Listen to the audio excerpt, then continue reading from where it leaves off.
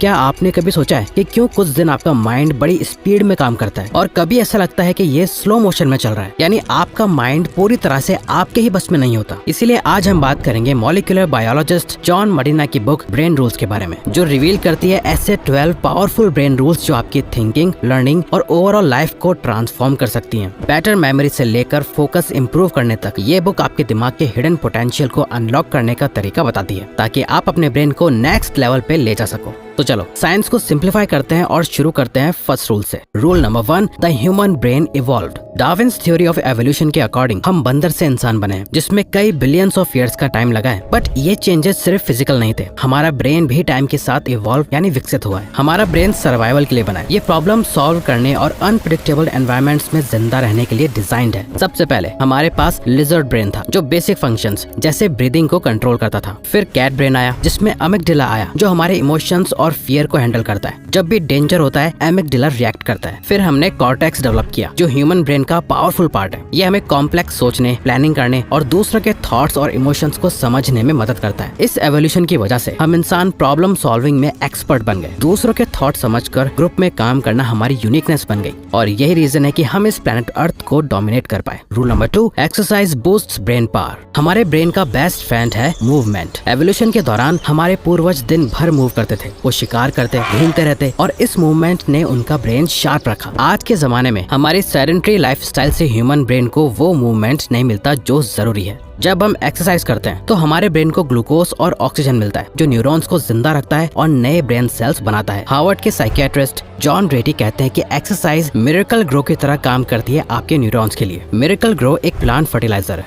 जो प्लांट्स को ग्रो करने और हेल्दी बनाने में मदद करता है। बिल्कुल इसी तरह एक्सरसाइज आपके ब्रेन के न्यूरॉन्स के लिए एक फर्टिलाइजर जैसा काम करता है। जब आप एक्सरसाइज करते हो तो आपके ब्रेन में ब्रेन डिराइव्ड न्यूरोट्रॉफिक फैक्टर नाम का केमिकल रिलीज होता है, जो न्यूरॉन्स को ग्रो करने और रिपेयर करने में मदद करता है। Rule number 3, sleep well think well, sleep is king. जब हम सोते हैं तो हमारा ब्रेन दिन भर के इन्फॉर्मेशन को प्रोसेस करता है, उन्हें छांटता है और उनको याद रखने लायक मेमोरीज में बदलता है। नींद के बिना आपका ब्रेन स्लो हो जाता है, आपकी डिसीजन मेकिंग एबिलिटी और मेमोरी दोनों कमजोर हो जाती हैं। हार्वर्ड की एक स्टडी ये दिखाती है कि अगर आप स्लीप डिप्राइव्ड हैं तो आपका रिएक्शन टाइम और कॉग्निटिव एबिलिटीज 40% तक कम हो जाती हैं, और प्रॉपर स्लीप से आपकी क्रिएटिव प्रॉब्लम सॉल्विंग स्किल्स और लर्निंग काफी इंप्रूव होती है। न्यूयॉर्क के डीजे पीटर ट्रिप ने 200 घंटे बिना सोए एक मैराथन रेडियो शो होस्ट किया। इसका रिजल्ट ये हुआ कि उनको हेलुसिनेशंस होने लगे, उनका ब्रेन गलत इमेजेस और सिनेरियोस दिखाने लगा, उनका मेंटल स्टेट इतना खराब हो गया कि उन्हें रियलिटी और इमेजिनेशन में फर्क करना मुश्किल हो गया। इसलिए प्रॉपर नींद लेना सिर्फ आपको फ्रेश और अलर्ट नहीं बनाता, बल्कि आपके ब्रेन को रिचार्ज करता है और उसकी फंक्शनिंग को मेंटेन करता है। Rule number 4, stressed brains don't learn the same way. जब हम स्ट्रेस में होते हैं हमारी बॉडी फाइट और फ्लाइट मोड में चली जाती है, और क्रॉनिक स्ट्रेस से आपके ब्रेन के इंपॉर्टेंट एरियाज डैमेज हो जाते हैं। रिसर्च कहती है कि क्रॉनिक स्ट्रेस से हिप्पोकैम्पस श्रिंक हो जाता है, जो आपकी मेमोरी और लर्निंग एबिलिटीज को डायरेक्टली इंपैक्ट करता है। ये डैमेज लॉन्ग टर्म हो सकता है, इसलिए स्ट्रेस को मैनेज करना बहुत जरूरी है। ये स्टडी दिखाती है कि स्ट्रेस के दौरान हमारे ब्रेन के न्यूरॉन्स प्रॉपर तरीके से फायर नहीं करते, जो प्रॉब्लम सॉल्विंग और क्रिएटिविटी को अफेक्ट करता है। एक फेमस एक्सपेरिमेंट में एक जर्मन शेफर्ड डॉग को इलेक्ट्रिक शॉक दिए गए, लेकिन जब उसके पास भागने का ऑप्शन था तब भी उसने रिएक्ट नहीं किया। क्यों?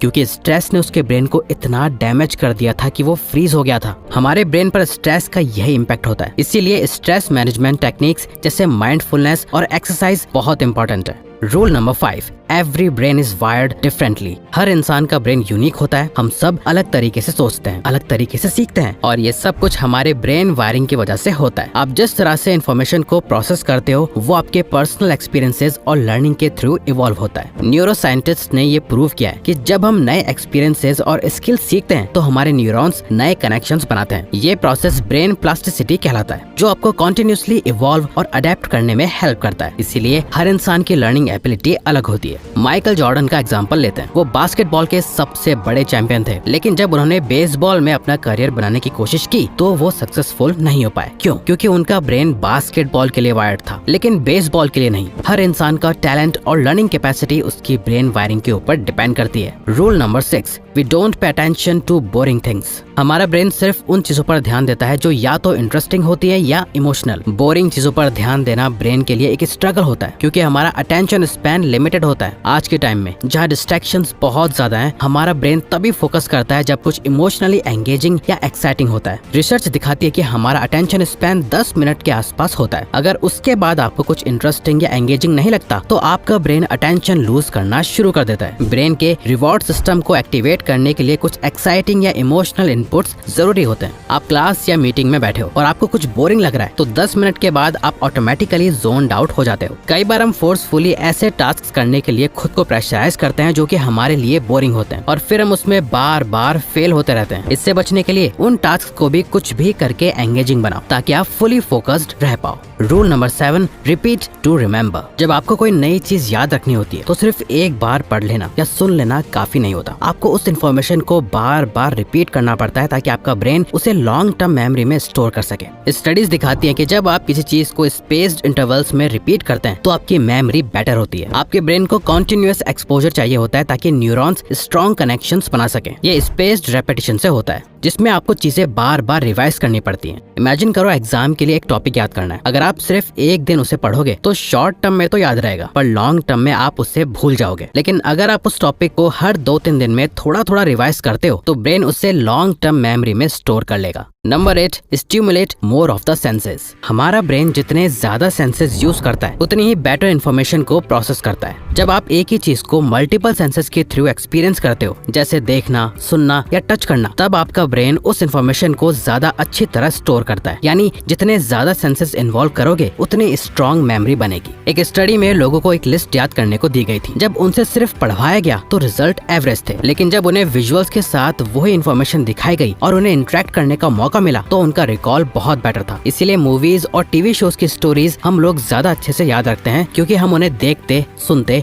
और एक्सपीरियंस करते हैं। अगर आप सिर्फ कोई चीज पढ़ रहे हो तो ब्रेन का एक लिमिटेड पार्ट ही एक्टिव होता है, लेकिन जब उस चीज को आप देखते हो या सुनते हो, आपके ब्रेन के ज्यादा एरियाज एक्टिव हो जाते हैं जो लर्निंग और मेमोरी को और इफेक्टिव बना देते हैं। और बात करें सबसे पावरफुल सेंसेस की तो वो है vision. Rule number 9, vision Trump's all other senses. हमारा ब्रेन अपनी 50% एनर्जी सिर्फ विजुअल प्रोसेसिंग में लगाता है। जब हम कुछ देखते हैं, ब्रेन उस विजुअल को एक स्टोरी में कन्वर्ट करता है जो मेमोरी में स्ट्रांगली स्टोर हो जाता है। विजन को सुपर सेंस कहा गया है क्योंकि विजुअल लर्निंग सबसे पावरफुल तरीका होता है इन्फॉर्मेशन को याद रखने का। एक एक्सपेरिमेंट में लोगों को एक स्पीच सुनाई गई थी, लेकिन बिना विजुअल्स के उन्होंने जल्दी इंटरेस्ट लूज कर दिया। जब विजुअल्स ऐड किए गए तो लोगों ने इन्फॉर्मेशन को ज्यादा इफेक्टिवली समझा और याद भी रखा। ये प्रूव करता है कि हमारा ब्रेन विजुअल्स को प्रायोरिटी देता है और इसीलिए इमेजेस या वीडियोस हमारे दिमाग में ज्यादा स्ट्रांगली अफेक्ट करती हैं। रूल नंबर 10, स्टडी और listen to boost cognition. Henry एक 92 ईयर ओल्ड डिमेंशिया के पेशेंट थे जो सालों से बिल्कुल अनरिस्पॉन्सिव थे। उन्होंने अपनी मेमोरी और पर्सनैलिटी सब कुछ खो दिया था और डॉक्टर्स भी उनकी रिकवरी के चांसेस काफी कम मानते थे। लेकिन जब उनको उनका फेवरेट म्यूजिक सुनाया गया तो एक चेंज देखने को मिला। वो अचानक से गाने लगे, अपनी पुरानी यादें याद करने लगे और उन्होंने अपने पुराने एक्शंस तक दिखाने शुरू कर दिए। म्यूजिक का असर सिर्फ इमोशंस तक लिमिटेड नहीं है, ये ब्रेन के कॉग्निटिव फंक्शंस को भी बूस्ट करता है। स्टडीज ने प्रूव किया है कि म्यूजिक से मेमोरी, अटेंशन और लर्निंग स्किल्स इंप्रूव होती हैं। म्यूजिक का डायरेक्ट कनेक्शन हमारे ब्रेन के मल्टीपल रीजन से होता है जो मेमोरी और फोकस को एक्टिवेट करता है और ओवरऑल कॉग्निटिव परफॉर्मेंस को बढ़ाता है। रिसर्च कहती है कि स्पेसिफिक टाइप्स ऑफ म्यूजिक जैसे क्लासिकल म्यूजिक न्यूरॉन्स के फायरिंग रेट को सिंक्रोनाइज करती है जो प्रॉब्लम सॉल्विंग और कंसंट्रेशन को बेटर बनाता है। म्यूजिक थेरेपी उन लोगों के लिए भी हेल्पफुल होती है जिनके मेमोरी रिलेटेड इश्यूज होते हैं जैसे dementia. Rule number 11, male and female brains are different. हम सब जानते हैं कि मैन और वुमेन का सोचने का तरीका अलग होता है, लेकिन ये सिर्फ अपब्रिंगिंग या कल्चर की वजह से नहीं बल्कि साइंस कहती है कि उनके ब्रेन्स का स्ट्रक्चर और फंक्शनिंग भी डिफरेंट होती है। इसीलिए स्ट्रेस, इमोशंस और मेमोरी को प्रोसेस करने का मेल और फीमेल दोनों का तरीका अलग होता है। रिसर्च दिखाती है कि स्ट्रेस के वक्त मैन का राइट एमिग्डाला एक्टिवेट होता है जो उनको लॉजिकली समझने में मदद करता है, वहीं वुमेन का लेफ्ट एमिग्डाला एक्टिवेट होता है जो उनको इमोशनल डिटेल्स याद रखने में हेल्प करता है। इसीलिए स्ट्रेसफुल सिचुएशंस में मैन और वुमेन का रिएक्शन अलग होता है। Rule number 12, we are powerful and natural explorers. हम सब बचपन से क्यूरियस होते हैं। हर चीज को टच करना, देखना, समझना हमारे ब्रेन का एक नेचुरल इंस्टिंक्ट है। जब हम नए एक्सपीरियंसेस एक्सप्लोर करते हैं तो हमारा ब्रेन नए न्यूरल कनेक्शंस बनाता है जो हमें स्मार्टर और ज्यादा अडेप्टेबल बनाता है। ये नेचुरल क्यूरियोसिटी हमारे ग्रोथ और लर्निंग के लिए बहुत जरूरी है। रिसर्च कहते हैं कि ब्रेन का हिप्पोकैम्पस जो लर्निंग और मेमोरी को कंट्रोल करता है तभी ग्रो करता है जब हम नए एक्सपीरियंसेस ढूंढते हैं। ये एबिलिटी हमें हर नए सिचुएशन में अडेप्ट करने में मदद करती है। न्यूरो साइंस ये प्रूव करता है कि हमारा ब्रेन हमेशा कुछ नया सीखने और एक्सप्लोर करने के लिए वायर्ड है। एक छोटे बच्चे का सोचो, जब पेरेंट्स मना करते हैं फिर भी वो बच्चा चीजें एक्सप्लोर करता है क्योंकि उसका ब्रेन नेचुरली सीखना चाहता है। तो अगर आपको ये वीडियो अच्छी लगी तो वीडियो को लाइक और चैनल को सब्सक्राइब करके हमें सपोर्ट करो और बेल नोटिफिकेशन ऑन कर लीजिएगा ताकि आप आने वाली वीडियोस मिस ना कर पाओ। Thank you for watching.